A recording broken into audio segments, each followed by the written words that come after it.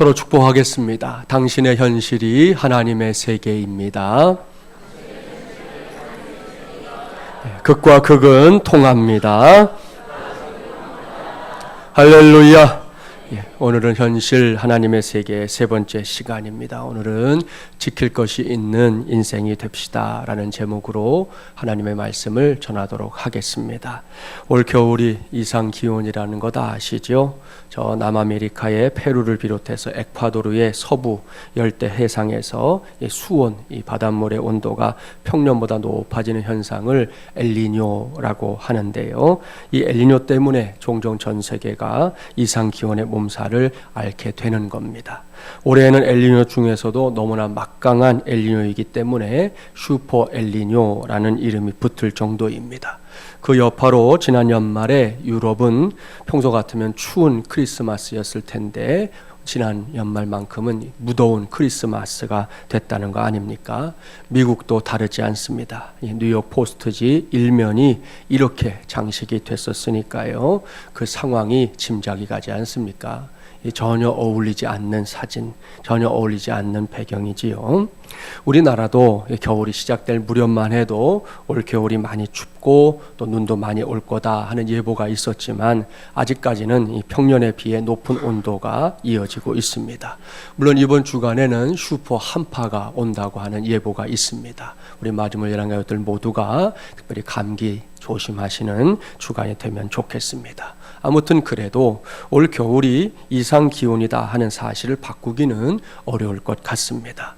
이렇게 사람들이 사는 세상이 예전과 다르다 보니 예전에는 알지도 못했던 것들이 이제 사람들을 괴롭히는 경우가 왕왕 있는데요. 우리나라도 작년에 중동 감기 때문에 한바탕 큰 몸살을 앓았지 않습니까? 그런데 며칠 전에 또 뉴스를 보니 전에는 듣도 보도 못했던 지카 바이러스라는 놈이 있어가지고 이놈이 중남미 국가들을 지금 초비상에 걸리게 했다는 거예요. 사진에 나온 대로 지카 바이러스는 모기가 옮기는데요. 이 바이러스가 이제 임신부에게, 특별히 임신부에게 이렇게 감염이 되면 태아의 두뇌가 제대로 성장하지 못해서 아이가 태어날 때 아예 소두증에 신생아로 출산하는 일들이 벌어진다는 거예요. 브라질이라는 한 나라에서만 지금까지 3,500건이 지금 보고가 됐고요. 계속해서 급증하고 있는 추세랍니다. 저는 이런 뉴스를 볼 때마다 사람이라는 존재가 참 약한 존재라는 것을 실감하게 됩니다. 어떤 때는 태산이라도 집어삼킬 듯 어마어마한 기세를 자랑하는 게 사람이지만 그 대단한 사람이 저렇게 작고 작은 모기 한 마리에게 혹은 감기 하나에도 꼼짝 못합니다. 이것이 인생입니다. 약하고 한계가 많은 인생 말입니다. 그렇습니다. 이것은 사실입니다. 저와 여러분을 비롯한 이 땅 위의 모든 인생들이 약하고 한계가 많은 존재라는 거 현실이지요. 부인할 수 없습니다. 그러나 그렇다고 해서 우리가 한없이 이 나약함만을 생각하면서 그것만 주의하러 묵상하면서 살면 안 됩니다. 그랬다가는 스스로 자포자기에 빠지거나 자기 스스로를 무용지물이라고 생각하고 말 겁니다. 따라서 거기에 그냥 머물면 안 됩니다. 서둘러서 그 울타리를 벗어나야 하는 것입니다. 일상의 삶은 물론이고 우리가 붙잡고 있는 믿음 안에서도 이전보다 더 강해질 수 있는 길이 있음을 분명히 알아야 합니다. 새롭게 시작된 2016년도 세 번째 주일인 오늘은 그것을 여러분에게 전하려고 합니다. 꼭 기억하십시오. 누구나 인정할 수밖에 없을 만큼 약하고 한계가 많은 저와 여러분의 인생이 확실하게 강해질 수 있는 이유들이 있다는 거 말입니다. 그 중에 하나, 아니 그 중에서도 으뜸은 다름 아닌 지킬 것이 있는 인생이 될 때입니다. 이것이 무슨 말인지 예를 들어 볼까요? 부모라는 존재를 한번 생각해 보십시오. 요즘 매스컴을 통해 이상한 부모들이 등장할 때가 간혹 있는데요. 그런 경우를 제외하고 부모가 이 세상에서 가장 강해질 때가 언제인지 아십니까? 그것은 자녀를 지켜야 할 때입니다. 그럴 때 부모는 강해집니다. 그것도 아주 강해집니다. 이 두 해 전인가 한 가정에 불이 났어요. 소방관들이 서둘러 출동해서 진화를 하고 났는데 그 다음에 보니까 안타깝게도 젊은 엄마가 한 살 배기 딸 또 8살짜리 이 아들을 끌어안고 이렇게 있는 채로 그 시신이 베란다에서 발견됐습니다. 그런데 그 모습이 정말이지 기가 막혔습니다. 거실에서 나오는 불길을 막으려는 듯, 아니 뭐 그런 듯이 아니라 진짜로 그렇게 하려고 엄마가 거실 쪽으로 등을 돌리고는 온 힘으로 두 아이를 양팔로 꽉 감싼 채 그렇게 쓰러져 있었다는 거예요. 보십시오. 얼마나 위대하고 강한 사랑입니까? 그 뜨거운 불길조차도 엄마의 그 강한 사랑을 막을 수는 없었던 것이죠. 감히 흉내낼 수 없는 부모의 모습일 겁니다. 다음으로 짧은 동영상 하나를 보여드립니다. 동영상을 보고 말씀을 이어가겠습니다.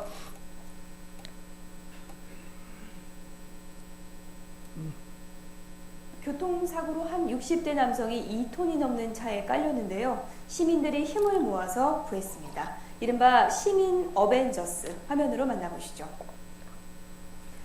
오늘은 부산 국제시장 내거리 도로입니다. 지금 오른쪽 보시면요, 지나가던 시민들과 경찰관이 힘을 짜내서 승합차를 들고 있는 모습 보이시죠? 오토바이와 승합차 사이에 사고가 나서 60대 오토바이 운전자가 이 승합차에 깔렸다고 하는데요. 이 남성을 구하려고 모두 이렇게 힘을 모으고 있습니다. 차량의 무게가 2톤이 넘어서요, 시민들이 직접 깔린 남성을 빼낼 수 있을 만큼 들어 올릴 수는 없었지만요, 차량이 환자를 누르는 것은 막을 수가 있었습니다.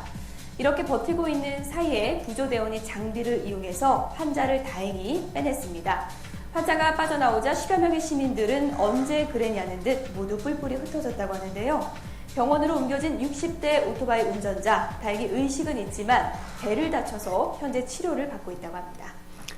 예, 이 동영상은 지난 연말에 있었던 뉴스 보도입니다. 60대 오토바이 운전자가 승합차 밑에 이렇게 깔리는 교통사고가 일어난 거예요. 그런데 그것을 지나가던 사람들이 누가 먼저라고 할 것도 없이 모두가 그냥 오로지 이 사람을 살려야 한다 하는 생각으로 승합차에 달라붙었다는 거예요. 남녀노소의 구분이 없었습니다. 모두가 힘을 모았습니다. 그 힘으로 무려 2톤이 넘는 이 승합차를 들어 올리는 가운데 그 밑에 깔려 있었던 한 생명을 구해낸 것입니다. 사랑하는 마주물려란 가족 여러분, 보십시오. 사람은 이렇게 지킬 것이 있을 때 강해집니다. 옳습니다. 평범한 상황에서는 아무런 힘도 발휘하지 못할 것 같습니다. 앞서 잠깐 말씀드린 대로 모기 한 마리에도 꼼짝 못하는 게 사람이고, 감기 하나만 걸려도 몸져 눕는 것이 사람입니다. 그런데요, 이렇게 약하고 한계 많은 인생일지라도 그 인생에게 지켜야 할 것이 생길 때, 그런 것이 눈앞에 보일 때 놀랄 정도로 강력한 힘을 발휘하는 존재 역시 사람입니다.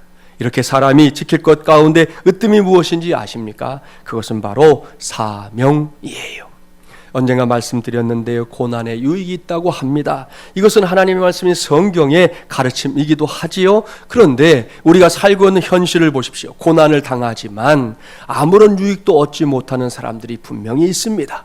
오히려 고난으로 인해 깨지고 상하는 경우가 있고요, 고난 앞에서 완전히 무너져 버리는 경우도 있습니다. 많습니다. 여기서 우리는 이제 고민하게 되는 거예요. 그렇다면 고난에 유익이 있다고 말씀하는 이 성경은 이상적인 미사역으로만 꾸며진 말씀일까요? 원래는 그건 말도 안 되는데 그저 이 말씀을 읽는 사람들, 듣는 사람들을 잠깐이나마 위로해 주기 위해서 기록된 말씀일까요? 결론부터 말씀드리면 당연히 너지요. 그런 의미로 기록된 것이 성경일 수 없기 때문입니다. 물론 고난이 우리를 넘어뜨리거나 무너지게 할 때가 있습니다. 분명히 있지만 항상 그런 것은 아니지요. 당장 저와 여러분 자신이나 주변을 주의 깊게 살펴보십시오. 고난을 통해 유익을 얻는 사람들이 분명히 있습니다. 이름을 대라면 얼마든지 될 수도 있어요. 그런 사람들의 중요한 특징이 뭐냐? 그것은 그들 모두가 지킬 것이 있는 인생이었다는 사실입니다. 성경에서 자주 만나는 이스라엘 떠올려 볼까요? 그들은 그야말로 많은 고난을 당했습니다. 구약 성경을 읽어보니까 아예 나라가 망해버렸어요. 모든 백성들이 뿔뿔이 흩어졌습니다. 온몸을 결박당한 채 포로로 끌려간 사람들도 많았습니다. 자신들의 잘못 때문이든 주변의 정세 때문이든 이렇게 고난의 역사를 갖고 있는 나라가 이스라엘입니다. 그래서인지 몰라도 고난이 많은 우리나라의 역사와 이스라엘의 역사를 비교해서 설명하는 사람들도 자주 볼 수 있습니다. 그런데요, 여기서 그 이스라엘을 잘 살펴보자는 겁니다. 이런저런 고난이 있었지만, 그래서 참 버거웠지만, 그럼에도 불구하고 이스라엘은 그 고난으로 인해 완전히 멸망하지 않았습니다. 성경을 보면 그들은 고난 때문에 이전보다 더 하나님의 백성답게 되었고, 비록 무서운 연단을 받았지만 마침내 바벨론의 포로에서 돌아오게 되는 광명의 날도 맞이하게 되었습니다. 이것은 놀라운 일입니다. 감격스러운 일입니다. 그렇다면 이스라엘 백성들이 이렇게 할 수 있었던 이유가 뭘까요? 그들이 고난의 세월을 이겨낼 수 있었던 힘, 도대체 무엇이었느냐는 것입니다.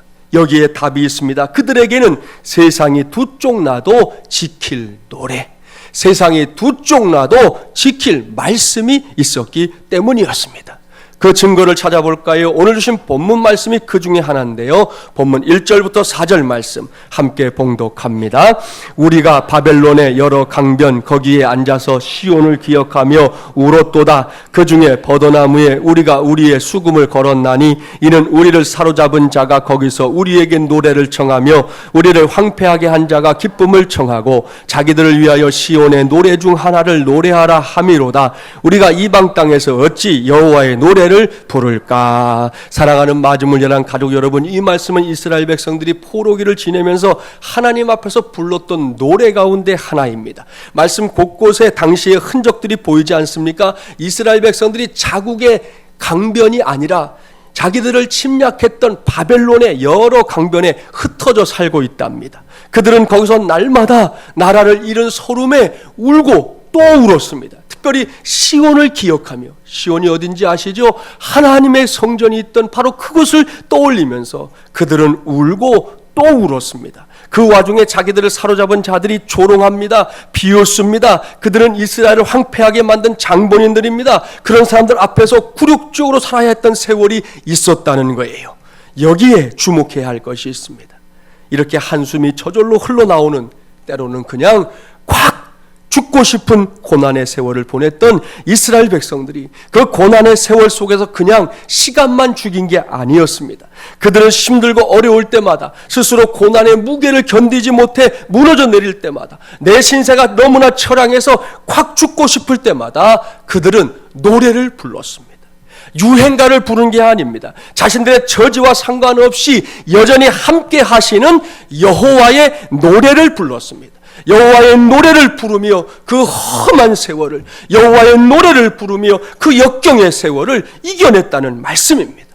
그렇습니다. 이렇게 어떤 상황에서도 부를 노래, 어떤 상황에서도 지킬 노래가 있는 사람들은 결코 그 고난 때문에 깨지지 않습니다. 오늘날에도 이스라엘은 이러한 전통을 이어가고 있어요. 메시아닉 프레이즈라고 불리는 이스라엘 민속 찬양이 있습니다. 우리나라가 명절에 이제 민요를 이렇게 즐겨 부르듯 이스라엘 사람들은 절기 때마다 민속 찬양을 부릅니다. 예를 들어 보겠습니다. 언젠가 우리나라에도 소개된 적이 있고 잠깐 불려지긴 했는데 요즘은 잘 안 부르는 것 같아요.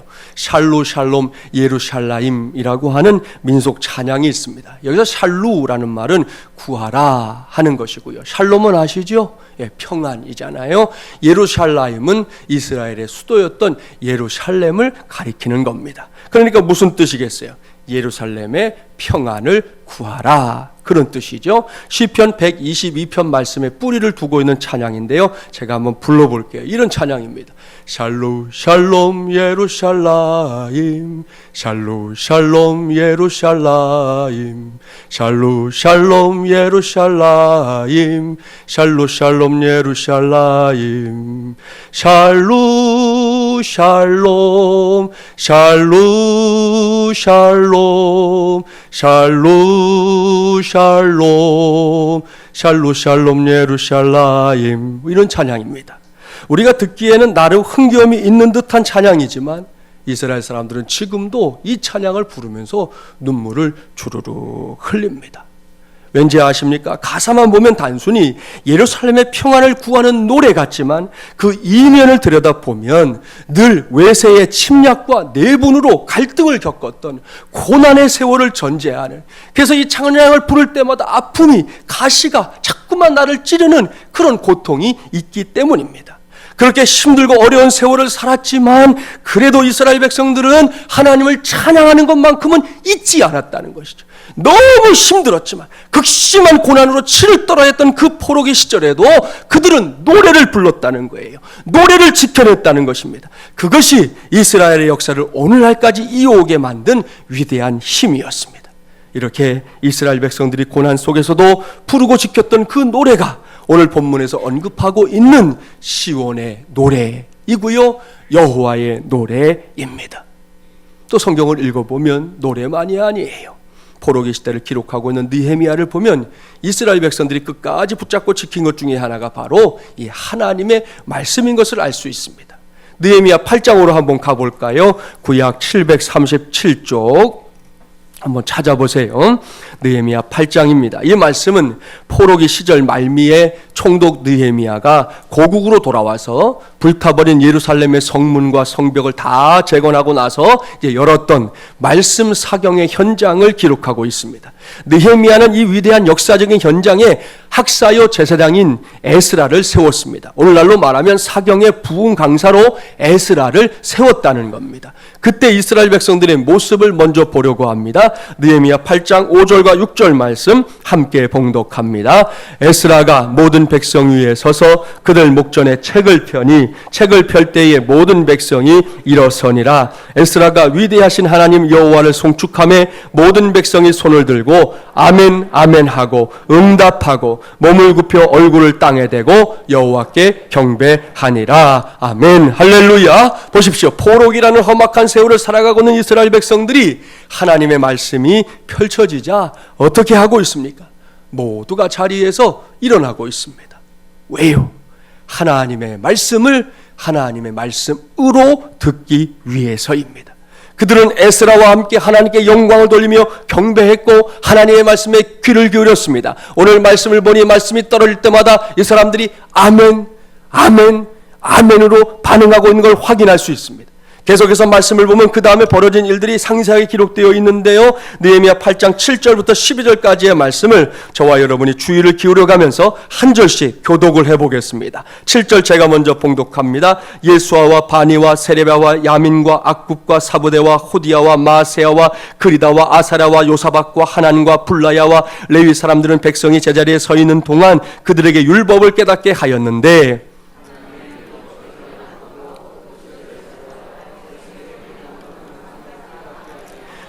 백성이 율법의 말씀을 듣고 다 우는지라 총독 느헤미야와 제사장 겸 학사 에스라와 백성을 가르치는 레위 사람들이 모든 백성에게 이르기를 오늘은 너희 하나님 여호와의 성일이니 슬퍼하지 말며 울지 말라 하고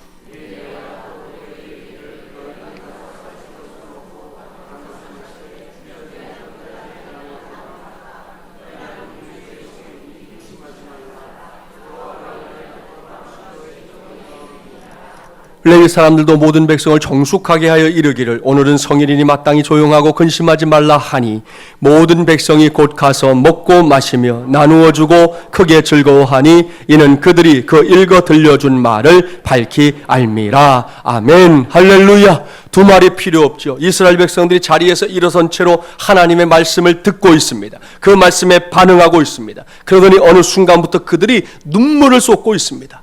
왜요? 하나님의 마음을 알았기 때문입니다.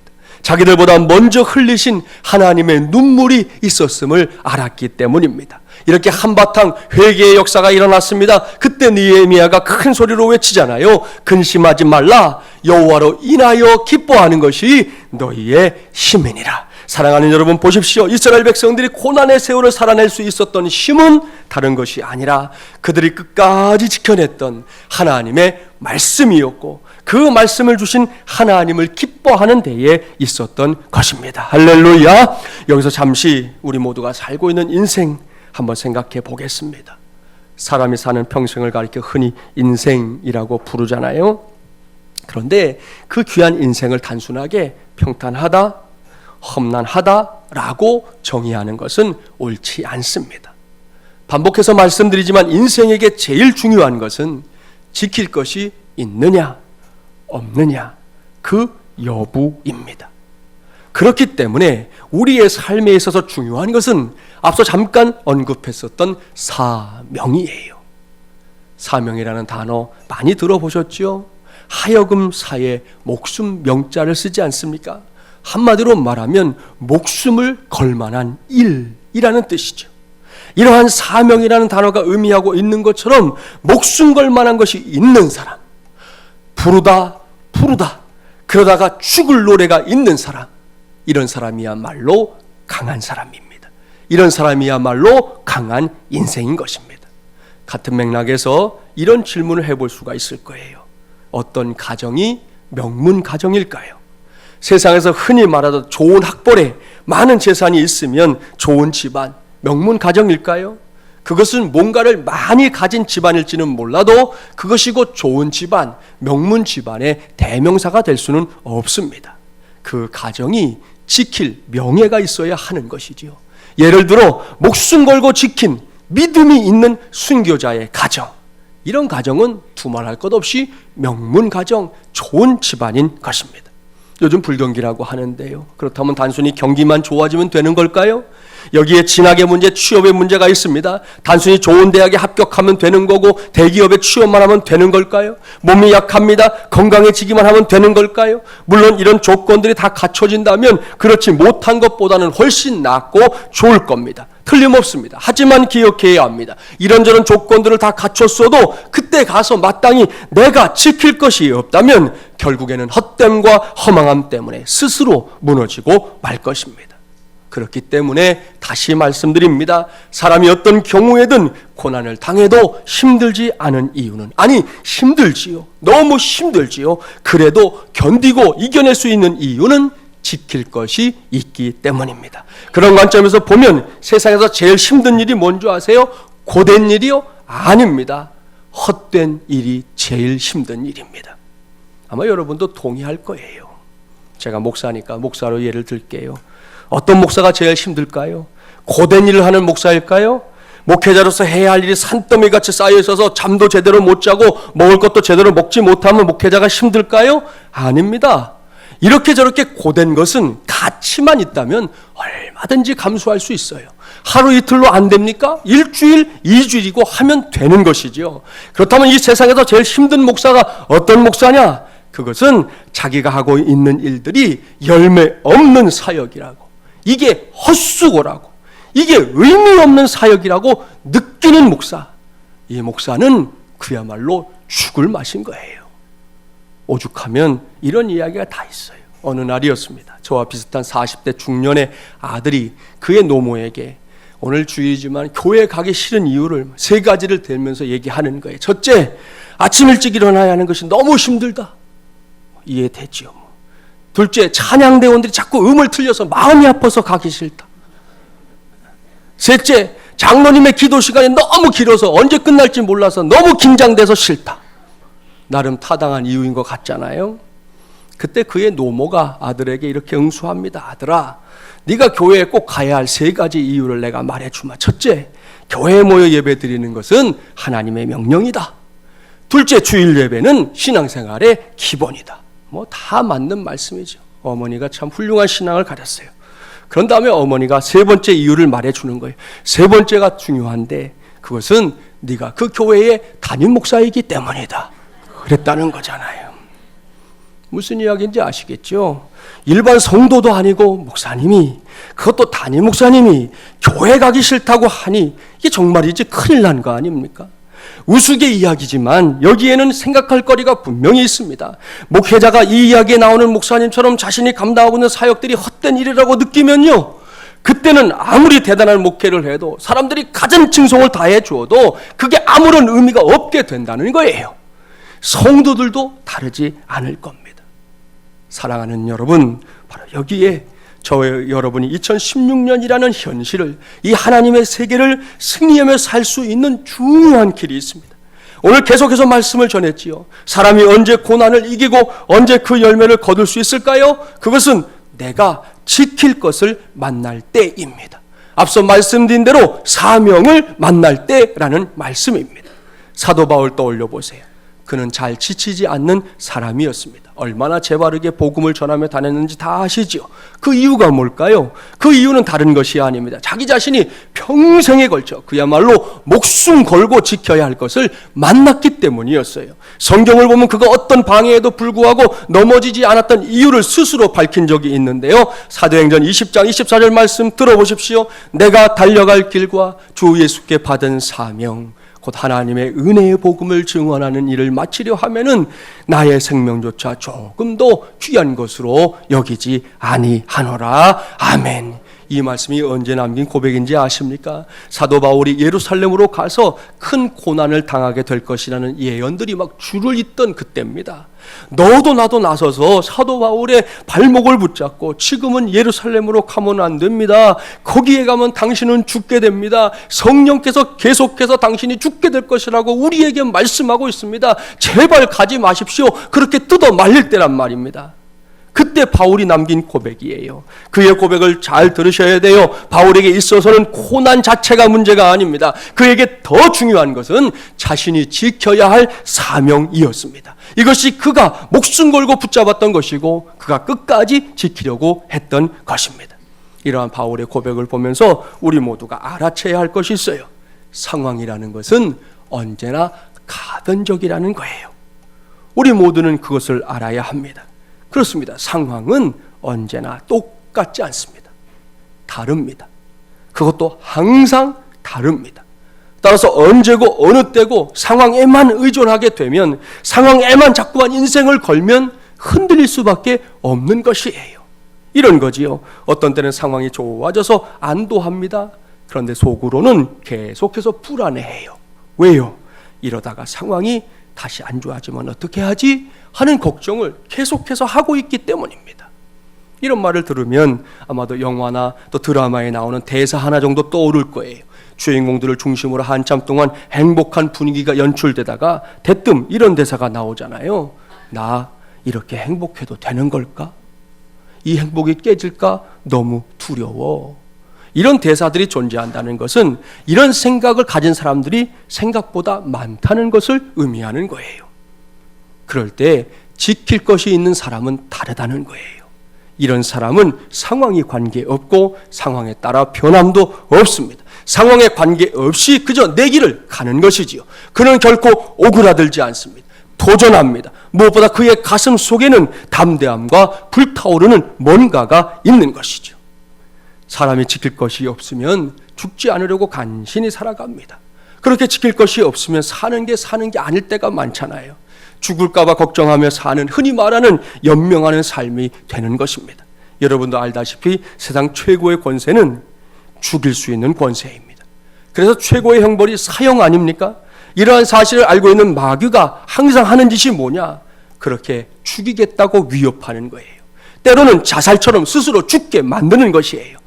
그렇기 때문에 사단의 유혹이 무서운 건데요. 사랑하는 마중물 열한 가족 여러분, 2016년도 1월 17일 주일 하나님을 예배하는 이곳에서 꼭 명심하십시오.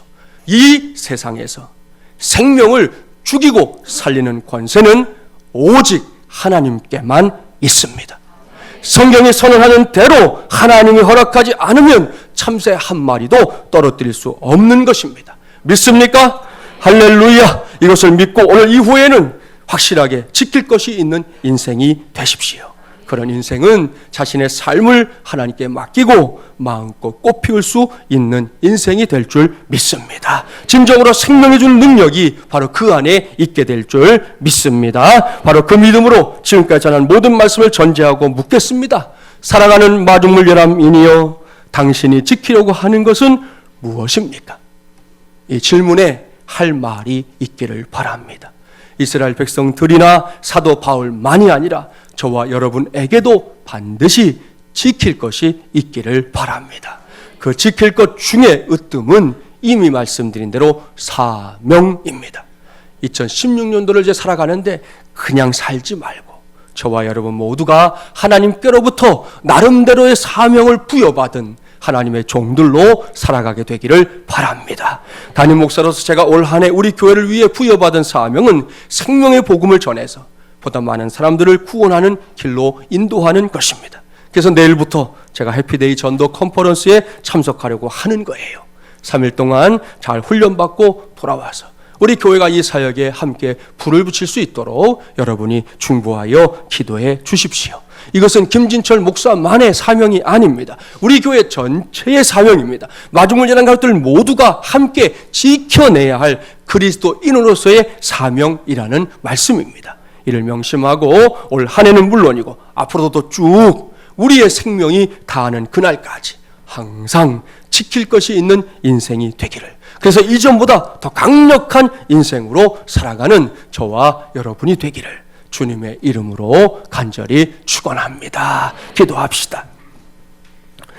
전능하시고 자비로우신 하나님, 오늘도 하나님의 종들을 불러주셔서 감사합니다. 올 한 해 우리의 현실은 하나님의 세계임을 깨닫고 하루하루 살아가는 가운데 있습니다. 오늘 주신 말씀대로 나의 삶에도 지킬 것이 있는 인생이 되기를 원합니다. 하나님 아버지, 우리에게 사명을 주시옵소서. 내가 지켜야 할 것이 있을 때 내가 가장 강해질 수 있다는 사실을 기억하게 도와주시옵시고, 우리 하나님께서 내게 맡겨주신 사명, 내가 붙잡아야 할 사명, 목숨을 걸 만한 그 사명을 우리 모두가 함께 발견하고 그 사명을 위해 살아갈 수 있도록 역사하여 주시옵소서. 때때로 찾아오는 고난과 역경이 있습니다. 힘겨움이 있습니다. 정말로 콱 죽고 싶을 때도 있는 것이 우리 인생입니다. 그래도 하나님 아버지, 나의 삶을 향한 하나님이 주시는 그 사명이 무엇인지 반드시 발견해내어서 그와 같은 고난과 어려움 속에서도 반드시 승리해내는 하나님의 종들이 되게 하여 주시되, 저 이스라엘 백성들처럼 우리가 지킬 노래, 우리가 지킬 말씀 꼭 주셔서 그 말씀대로 승리하는 종들이 되게 하여 주시옵소서. 예수님의 이름으로 기도하옵나이다. 아멘.